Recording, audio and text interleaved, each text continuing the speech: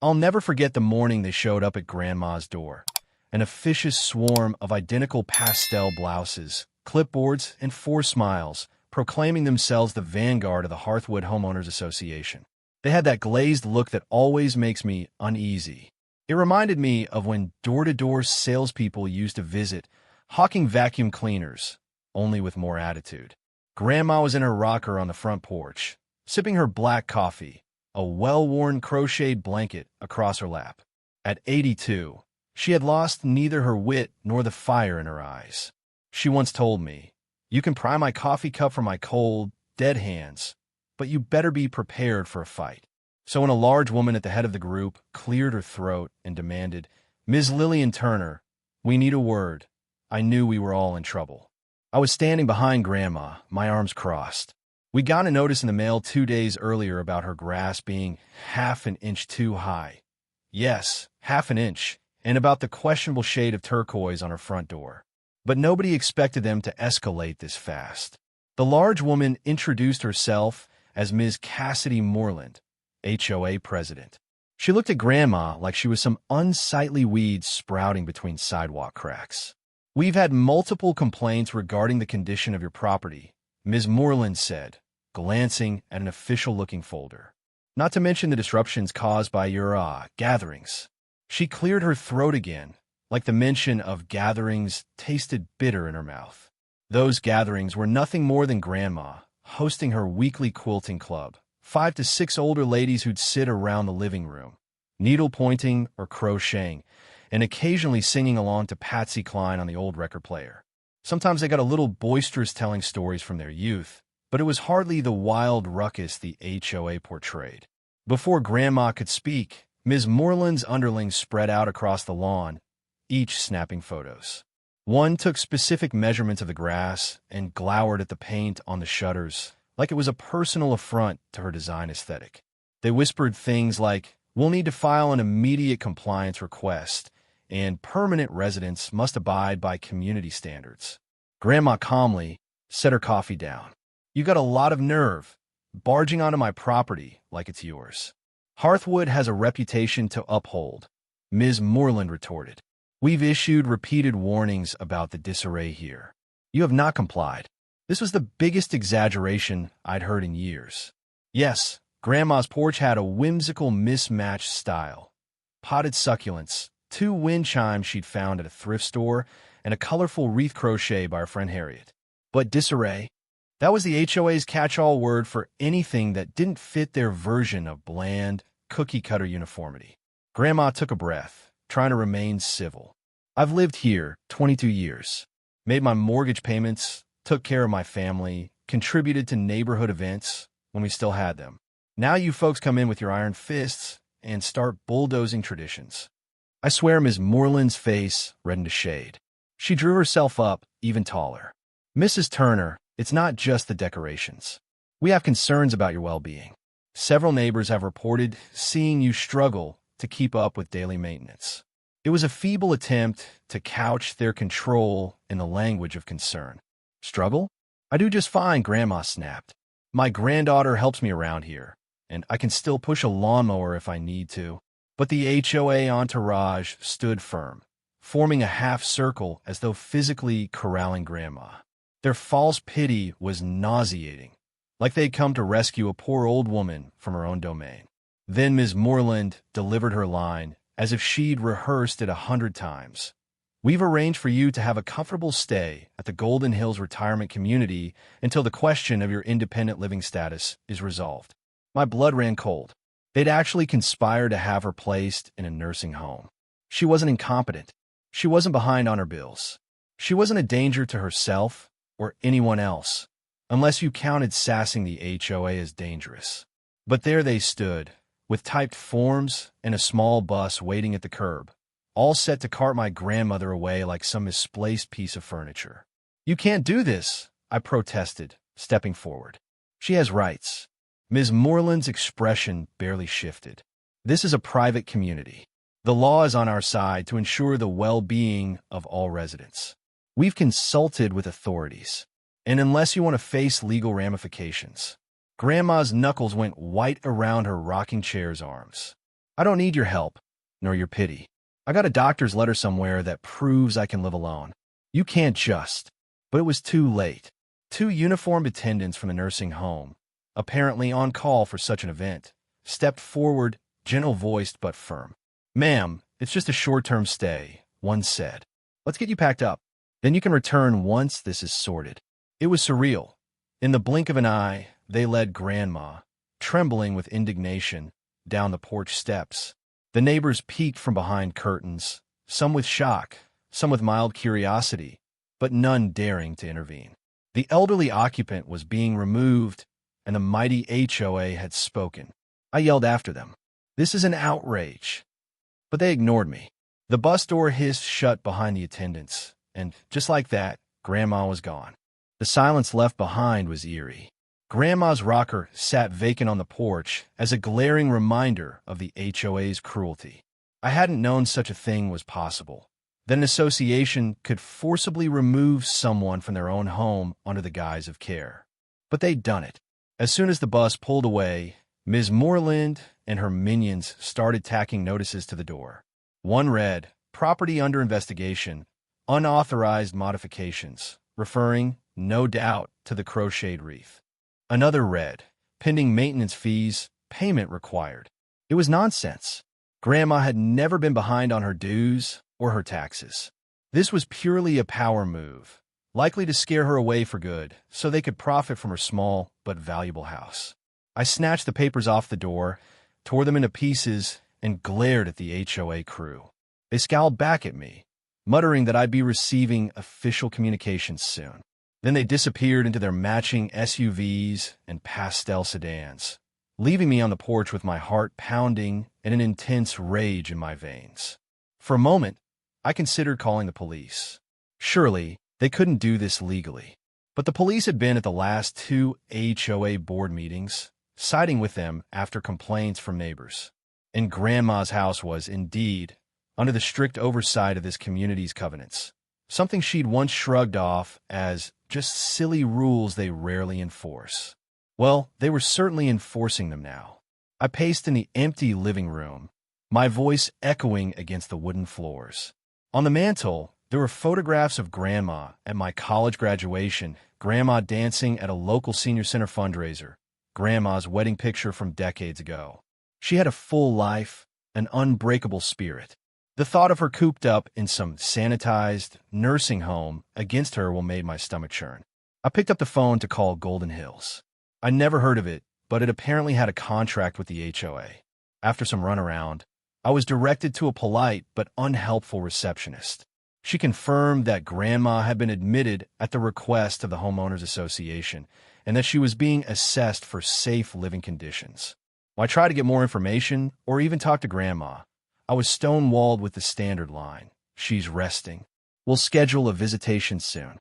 Outraged, I hung up and started searching online for legal precedents.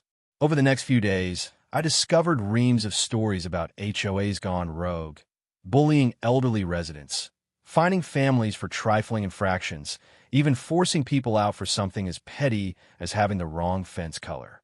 But each time, the HOAs twisted community bylaws to protect themselves.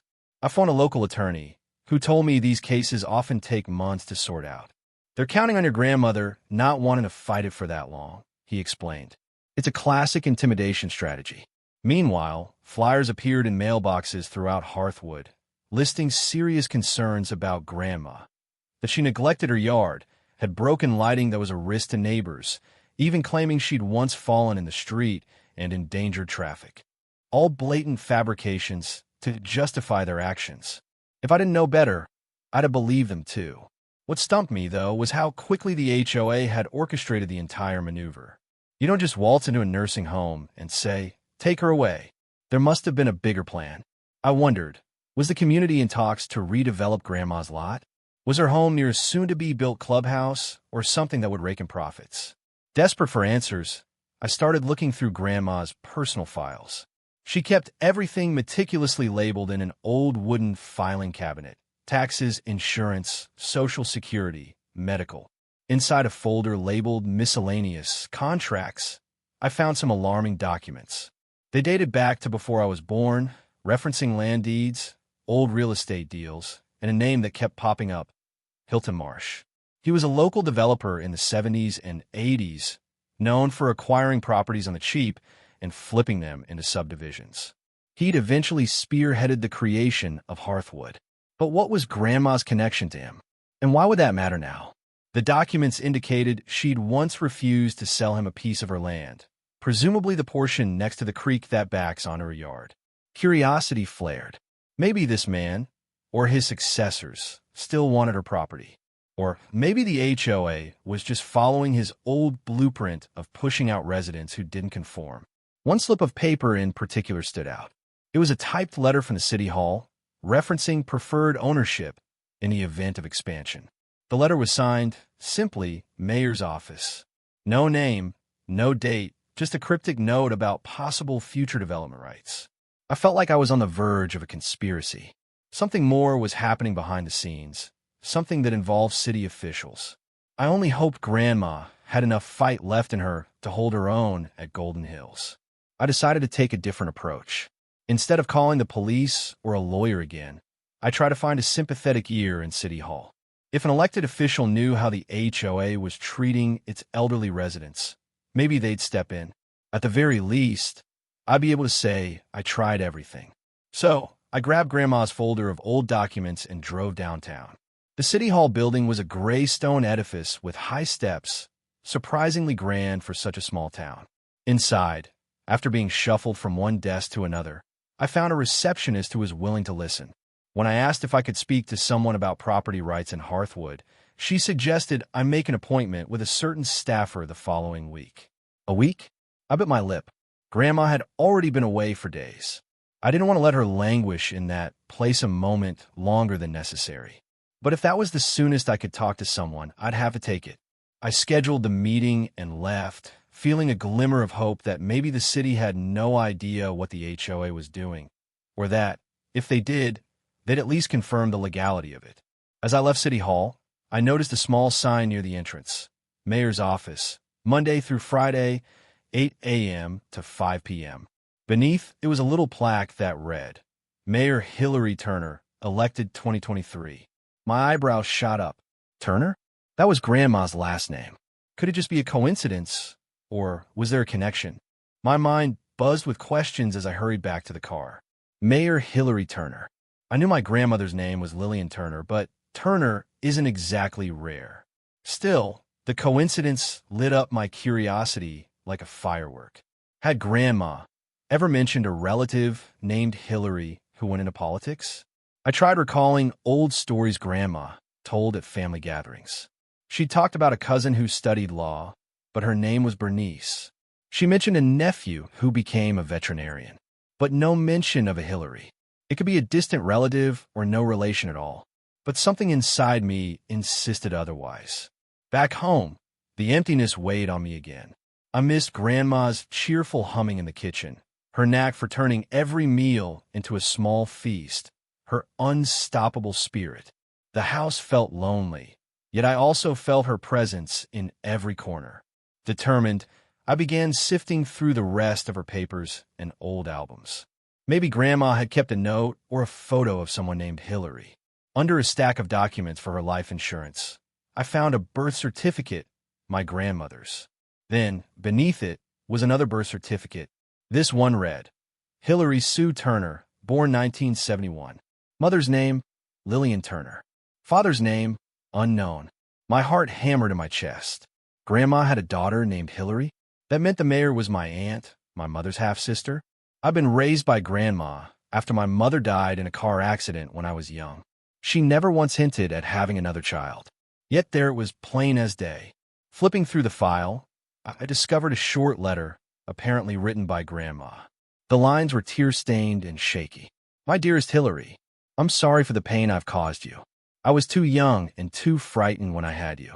Your father wanted nothing to do with either of us. I gave you to a family who could offer you the world. You deserved better than I could manage. I've watched from afar as you've grown. I never stopped loving you. Lillian. The letter looked old, the edges yellowed, but the words thrummed with raw emotion. Hillary Sue Turner was definitely Grandma's daughter. And if the city's plaque was right, that child grew up to become the mayor of our town. My thoughts spun. If Hillary was the mayor, she had significant influence, certainly enough to help get Grandma out of that nursing home, or at least ensure the HOA couldn't trample on her rights. But why hadn't Grandma reached out to her? Did she worry Hillary would resent her for giving her up as an infant? Whatever the backstory, I hoped Hillary wouldn't have a cold heart. Maybe she didn't realize her own mother was living right here in town.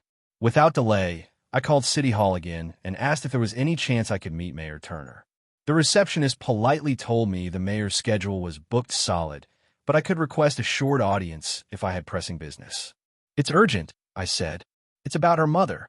That must have triggered some protocol because she placed me on hold, then got back on the line to say the mayor could see me the next morning, early.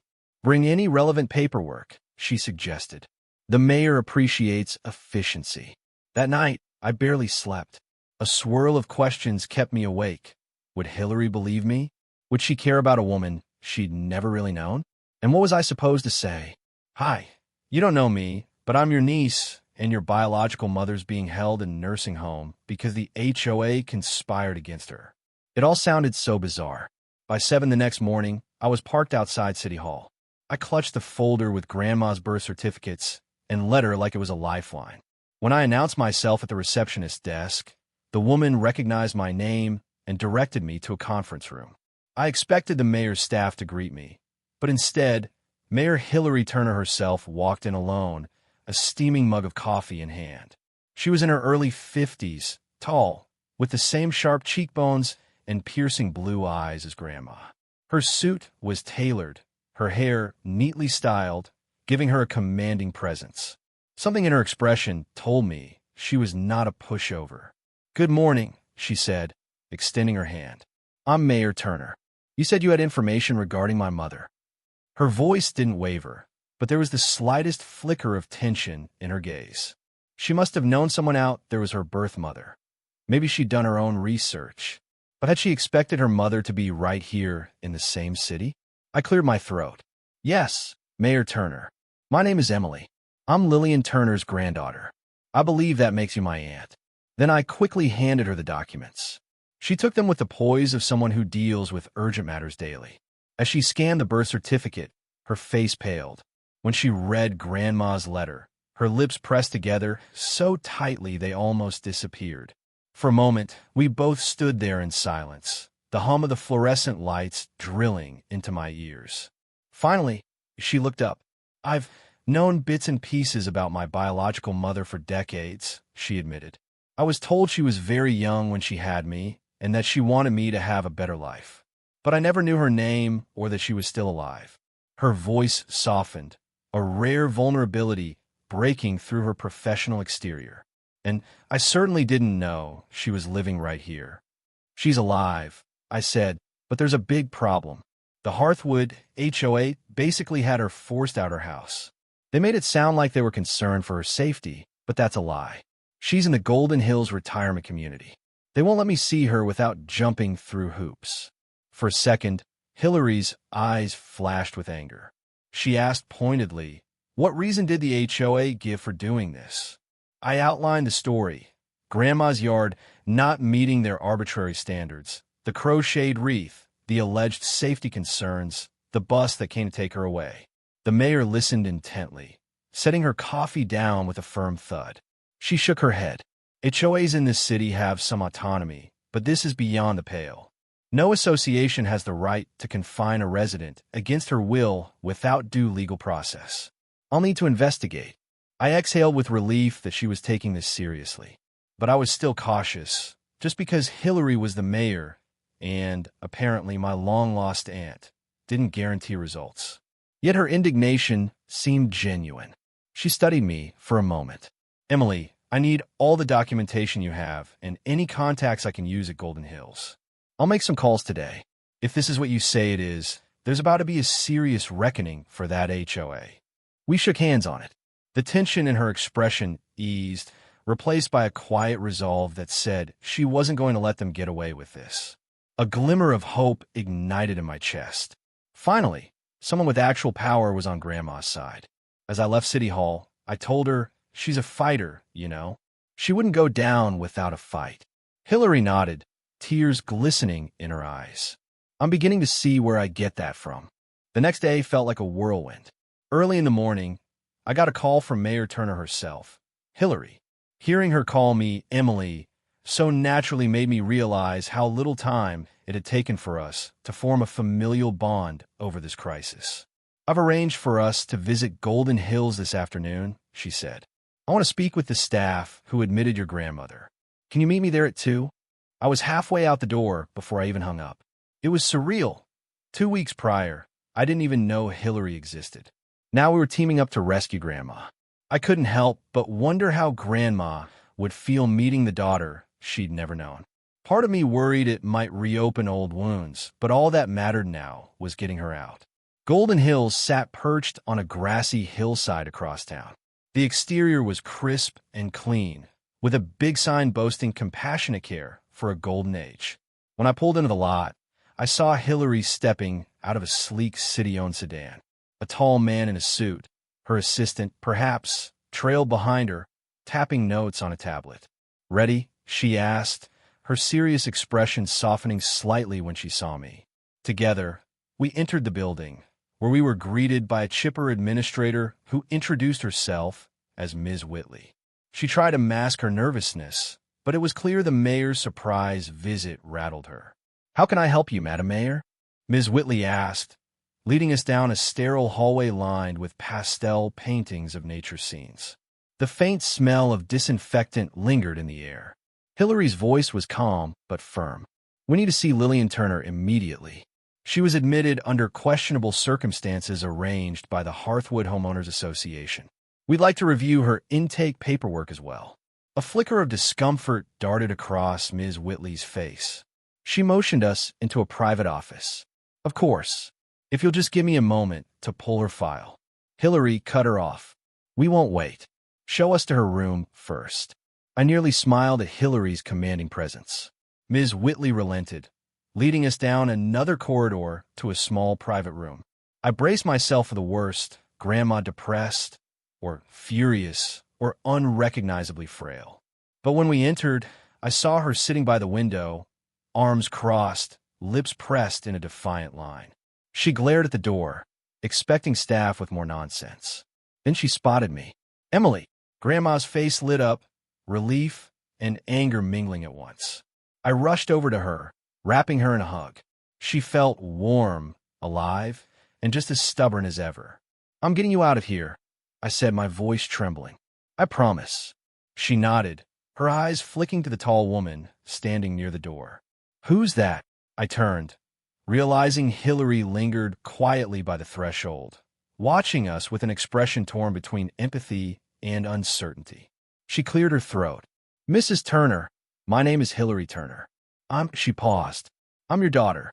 If not for the thick walls, I'm sure the entire facility would have heard the sharp intake of breath that followed." Grandma didn't move for a long moment. Tears welled in her eyes.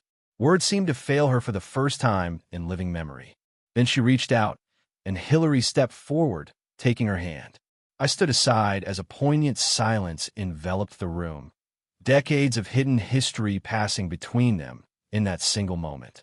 Finally, Grandma whispered, "I never thought." Her gaze darted toward me, then back to Hillary. "I'm so sorry." Hillary gently squeezed her hand. "Don't apologize. We'll have time to talk. Right now, we need to get you home." Before Grandma could respond, Ms. Whitley cleared her throat. "Mayor Turner, I do apologize for any confusion, but Mrs. Turner was admitted following the HOA's official request and signed forms. It's all legitimate." Hillary raised an eyebrow. "Signed forms, you say?" "My staff called earlier and was told Lillian's admission was an emergency placement." "So, which is it?" Ms. Whitley swallowed hard. "It's a bit of both. The association suggested an emergency evaluation, and, well, the forms are standard procedure. If the resident refuses to sign, the HOA can sign on their behalf, provided certain conditions are met." Grandma snorted. "I never signed a thing, nor did I give them permission. They said it was temporary observation, but it's been nearly a week." "That's enough," Hillary said, turning to Ms. Whitley. I have a direct line to the city's legal department. I like to see these so-called signed forms. And if there's no legitimate basis for continuing to hold Mrs. Turner, you'll release her immediately." Ms. Whitley's face reddened. "Of course. I'll fetch those documents now." As she hurried off, Grandma's shoulders sagged, finally letting her exhaustion show. "I've been hounded by their staff. They keep telling me it's for my own good. But I'm perfectly capable of living on my own. We know," I assured her. "We're ending this today." Less than half an hour later, after Ms. Whitley's frantic attempts to justify the HOA's instructions failed spectacularly, the facility's director signed a quick discharge. Grandma was free to leave, provided she had a safe place to go.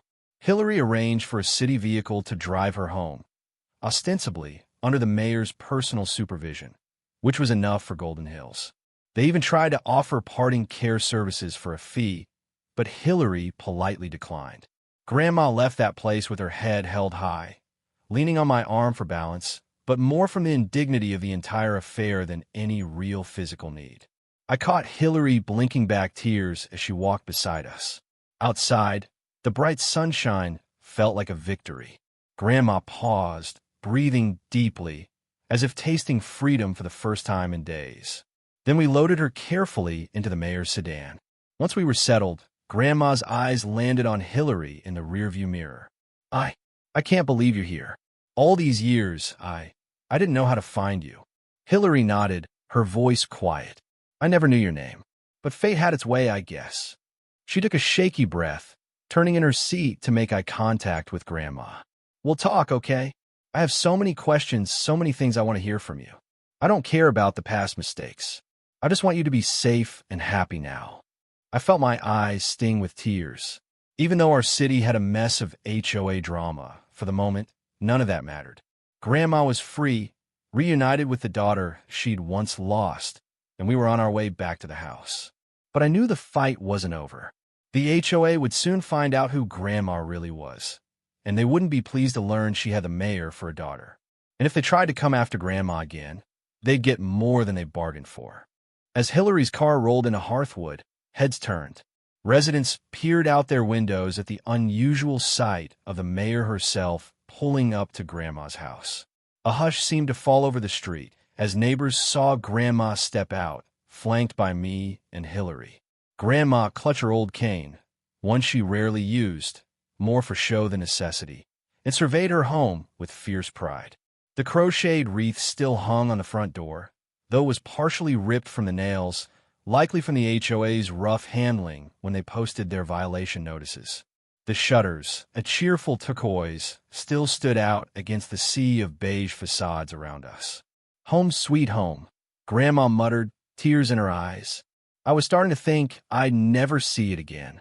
Within minutes, the pastel storm arrived. Miss Cassidy Moreland's SUV screeched to a halt at the curb. She emerged like a general storming onto a battlefield, a small army of HOA board members trailing behind. Their expressions ranged from shock to outraged at the sight of the mayor. "Mayor Turner," Ms. Moreland began, her voice laced with false respect. "We didn't realize you'd be visiting our community today." Hillary's posture was formidable, her chin high. She wasted no time. "I'm here because you orchestrated the unlawful removal of Lillian Turner from her own property, Ms. Moreland, and I intend to get to the bottom of how that happened." A ripple of whispers passed through the HOA circle. Ms. Moreland's eyes flicked nervously between Hillary and Grandma. "There must be some misunderstanding. We only wanted to ensure Ms. Turner's safety." Grandma set her cane firmly on the ground. "Don't feed me that nonsense. You lied and claimed I was unfit to live here. I've never once asked for your so-called help." Hillary stepped closer to Ms. Moreland, her voice low but intense. "You circumvented legal channels and forced Golden Hills to accept her under false pretenses. Care to explain how you managed that?" Ms. Moreland's bravado wilted like a plant under a scorching sun. She shot a glance at the board members behind her, probably hoping for backup. "We, consulted with local authorities. We believe there was a health risk." "Believe?" Hillary's tone cut like a knife. "You believed incorrectly and violated Ms. Turner's rights in the process. As mayor, I'll be initiating a formal investigation into the Hearthwood HOA's practices. That includes a thorough audit of your finances, your property acquisition methods, and your relationship with local care facilities. A tremor of panic registered on Ms. Moreland's face. One of the board members, a tall man with a receding hairline, cleared his throat and stammered, "Is all that necessary, Madam Mayor? We can rectify this quietly, can't we?" Hillary's eyes flashed. "I don't quietly rectify the wrongful removal of a citizen from her home, especially not when that citizen happens to be my mother." A gasp rippled through the group. They exchanged stunned glances as if they'd just realized the unstoppable storm they'd invited upon themselves. Grandma looked at them, almost pitying their ignorance. She lifted her chin and said, "Yes, my daughter's the mayor." Fancy that. Ms. Moreland's mouth flapped open, words failing her. She finally managed a trembling. "We had no idea." "Of course you didn't," Grandma shot back, her eyes gleaming triumphantly. "You only saw an old woman who didn't fit your narrow idea of proper. But guess what? I'm not going anywhere." The tension crackled in the air. A crowd of neighbors had gathered, some likely there for the drama, others possibly supportive of Grandma's cause. Hillary's assistant stepped forward and distributed official envelopes to Ms. Moreland and the other board members, who received them with dread. "These are cease and desist orders," Hillary explained. "Effective immediately. You will halt any further action against Mrs. Turner until a full legal review is conducted." The tall board member tried to sputter some protest. "But our bylaws state." Hillary silenced him with a glare. "If your bylaws conflict with state law, your bylaws lose." End of story. Realizing the fight was over, the HOA representatives filed back to their vehicles, looking as though they'd swallowed a bag of lemons. Ms. Moreland lingered a moment, possibly trying to salvage her pride. "We'll be in contact about the ornamental issues." Grandma burst out laughing, the sound echoing across the still street. "You could talk to my lawyer, but I'll let you know right now, the turquoise shutters are here to stay." Without another word, Ms. Moreland slinked away. The spectacle ended as quickly as it began, leaving a hush in its wake. Neighbors slowly dispersed, some offering discreet thumbs up in Grandma's direction. The tide of public opinion was clearly shifting. The intimidating aura of the HOA had cracked. At the porch steps, Grandma paused, leaning on her cane. Hillary and I stood on either side of her. She reached for her hands, giving each a gentle squeeze. "I never imagined this day," she said softly, turning to Hillary. I regret so much, especially not reaching out to you." Hillary's eyes filled with tears. "I used to wonder who you were, why you gave me up. But I don't regret the life I had, and I don't hold it against you. All I want now is to know you." Grandma's gaze flickered with gratitude and sorrow. "You will. I'll tell you everything." Then she turned her attention to me, her granddaughter who'd stood by her through thick and thin. "And you, Emily, thank you for never giving up. None of this would have happened if you hadn't kept pushing." I felt my throat tighten. "You raised me, Grandma. I'd face 1,000 HOAs for you." Inside, the house smelled faintly musty from being closed up. Hillary walked through, taking in each detail with curiosity. Photos of me at various ages, crochet blankets draped over chairs, little antiques Grandma had collected. She stopped to touch a framed baby picture on the wall. I noticed for the first time that it had no label, but I recognized Grandma's handwritten scrawl on the back. Hillary, 1 year. She kept it close all these years. The three of us sat in the living room, sipping tea Grandma insisted on making. Even after her ordeal, she was unstoppable when it came to hosting. We talked for hours about the past, about Hillary's adoptive parents, about the city's future plans. There was pain in the tales, but also laughter. Grandma described how she used to slip out to see if she could find any news of Hillary's life, school achievements, local articles, but never summoned the courage to make direct contact. Hillary recalled feeling a void, but also gratitude for her adoptive family's love. By the time the sun set, we were all emotionally spent, yet strangely at peace. Outside, the wind chimes on the porch jingled in a gentle evening breeze, as though serenading this new beginning. In the weeks that followed, the HOA fiasco turned into a full-blown scandal. The city launched an official inquiry.